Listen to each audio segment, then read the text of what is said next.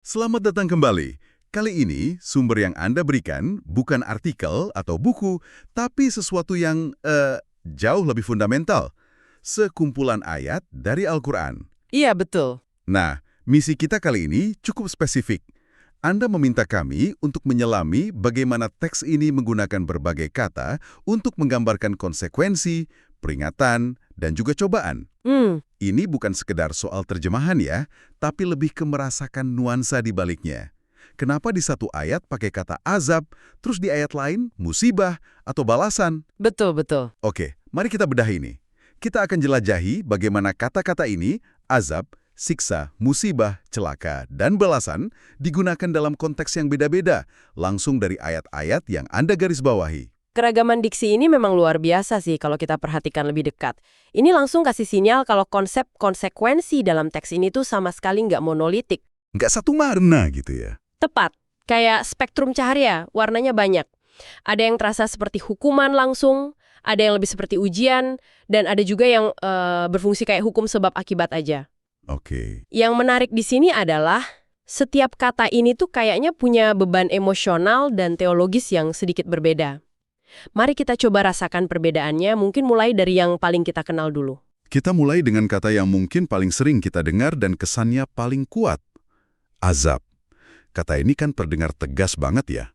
Final. Sangat kuat. Tapi yang langsung menarik perhatian saya dari sumber Anda itu kutipan dari surah Al-Hijr.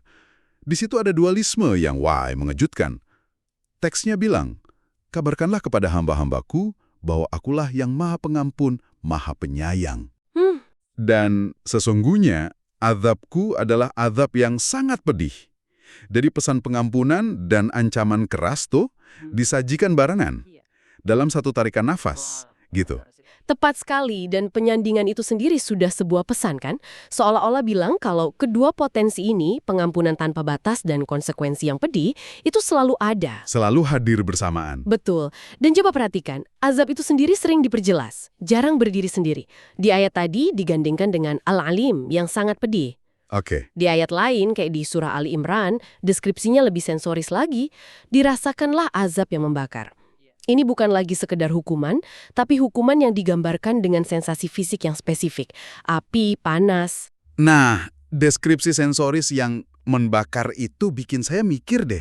Sebenarnya tujuannya apa sih detail yang segamblang ini? Apa murni untuk menanamkan rasa takut? Atau ada fungsi lain? Kenapa nggak cukup bilang hukuman berat aja? Pertanyaan yang bagus banget karena ini menyentuh inti komunikasi teks ini.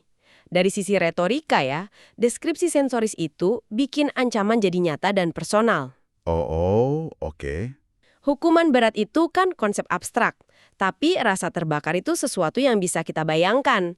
Ini memindahkan konsekuensi dari ranah pikiran ke ranah, pengalaman indrawi, jadi lebih sulit diabaikan. Jadi bukan lagi informasi, tapi sebuah peringatan yang bisa dirasakan gitu.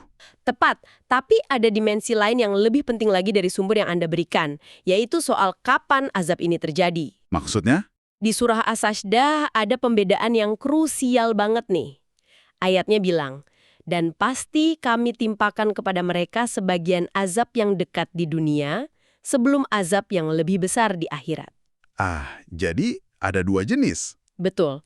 Teks ini secara eksplisit membagi azab jadi dua kategori. Azab dekat di dunia dan azab yang lebih besar di akhirat. Ini diperkuat lagi di surah Al-Qalam. Seperti itulah azab di dunia. Dan sungguh azab di akhirat lebih besar. Ini menarik. Jadi ada azab kecil di dunia sebagai semacam wake up call ya. Peringatan dini sebelum azab besar yang final. Bisa dibilang begitu. Tapi tunggu dulu. Ini jadi agak membingungkan buat saya. Tadi Anda sebut ada juga konsep musibah atau cobaan yang terjadi di dunia. Kalau gitu gimana kita bedainnya? Nah, itu dia.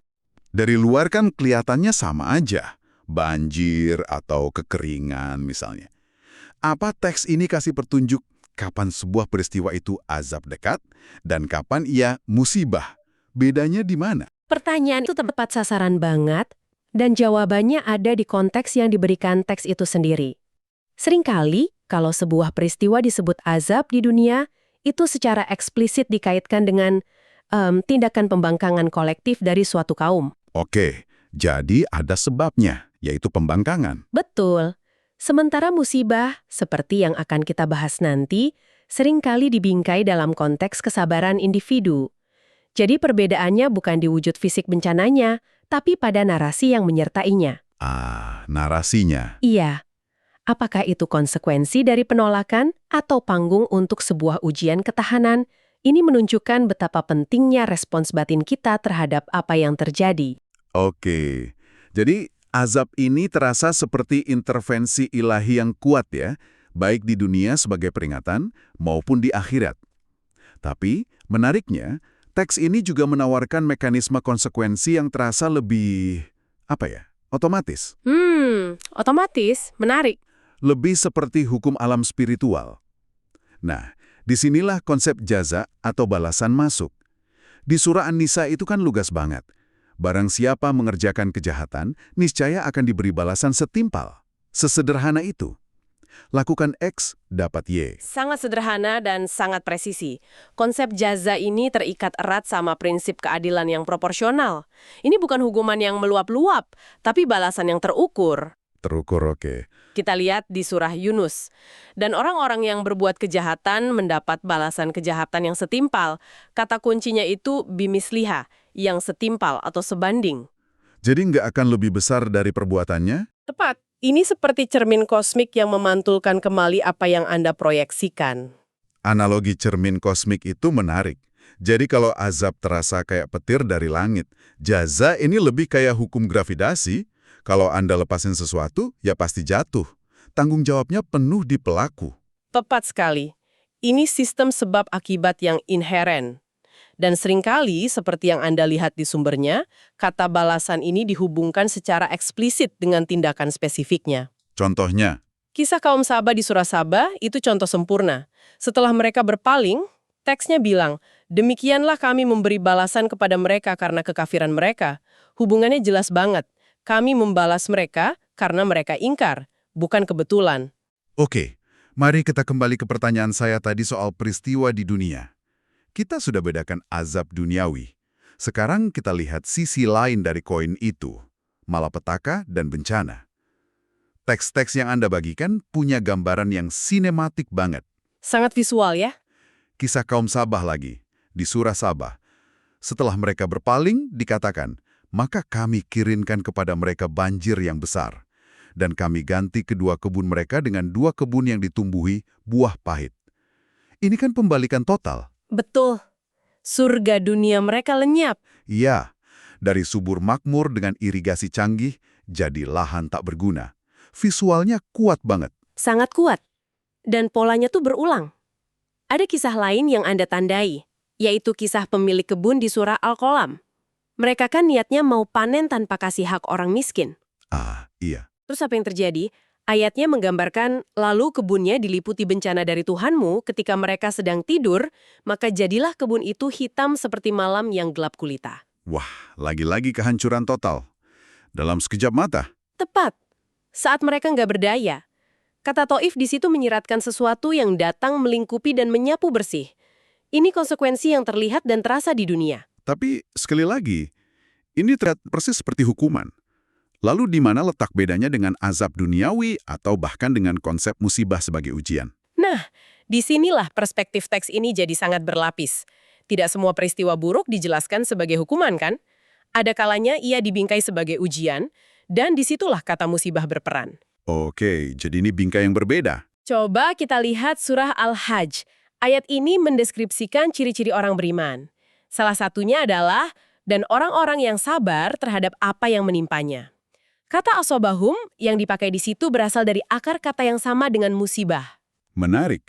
Perhatikan deh, fokusnya bukan pada apa yang menimpa mereka, tapi pada bagaimana mereka meresponsnya, dengan kesabaran. Jadi fokusnya bergeser dari kenapa ini terjadi padaku, menjadi apa yang akan aku lakukan sekarang setelah ini terjadi. Tepat, dan ini pergeseran psikologis yang fundamental. Teks ini seolah-olah menyarankan kalau dalam menghadapi kesulitan, kendali kita itu bukan pada mencegah peristiwanya. Tapi pada respons kita terhadapnya. Betul. Jadi, musibah itu bukan takdir pasif, tapi panggung aktif untuk menunjukkan ketahanan dan karakter.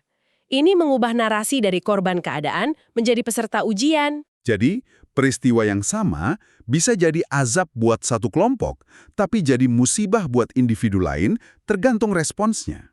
Bisa jadi seperti itu. Konteks dan respons batin menjadi kuncinya.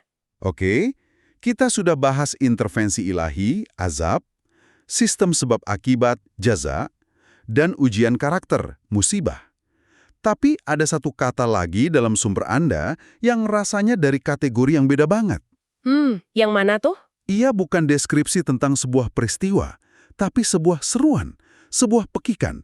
Hampir kayak sirene peringatan yang meraung-raung. Kata itu adalah wail atau celakalah. Analogi sirene itu pas banget. Wail punya nada urgensi dan kecaman yang nggak dimiliki kata-kata lain. Ia itu sebuah interjeksi, sebuah pekikan emosional yang disuntikan langsung ke dalam teks. Fungsinya bukan mendeskripsikan, tapi mengguncang. Dan efek guncangan itu diperkuat dengan pengulangan kan? Di surah Al-Mursalat, frasa celakalah pada hari itu bagi para pendusta diulang sampai 10 kali. 10 kali. Itu menciptakan ritme yang menghantui. Setelah beberapa kali dengar, frasanya kayak nancep di benak kita. Ini bukan lagi informasi, ini mantra peringatan. Betul. Dan yang sangat menarik dari penggunaan wail adalah targetnya. Ia seringkali muncul di awal surah-surah pendek untuk menyorot dosa-dosa sosial yang spesifik. Dosa sosial. Iya, fungsinya seperti lampu sorot yang tajam. Misalnya, surah Al-Mutaffifin dimulai dengan celakalah bagi orang-orang yang curang. Ini bukan tentang ritual atau keyakinan abstrak. Ini tentang kecurangan timbangan di pasar. Sangat praktis. Jadi wail ini semacam peringatan keras untuk penyakit masyarakat ya? Tepat. Contoh lain di surah Al-Humazah. Celakalah bagi setiap pengumpat dan pencela. Ini menyoroti dosa lisan, fitnah, gosip, merendahkan orang lain. Wow. Jadi wail bukan cuma peringatan teologis tentang akhirat. Ia adalah kecaman keras terhadap perilaku yang merusak tatanan sosial saat ini. Seolah-olah teks ini bilang, tindakan kayak korupsi kecil-kecilan atau nyebar fitnah itu begitu merusak sampai layak dapat sirena peringatan paling keras. Tapi ada juga sisi lain dari wail ini kan? Bukan lagi sebagai sirene peringatan, tapi sebagai seruan penyesalan di akhir. Saya lihat kutipan dari surah Yasin.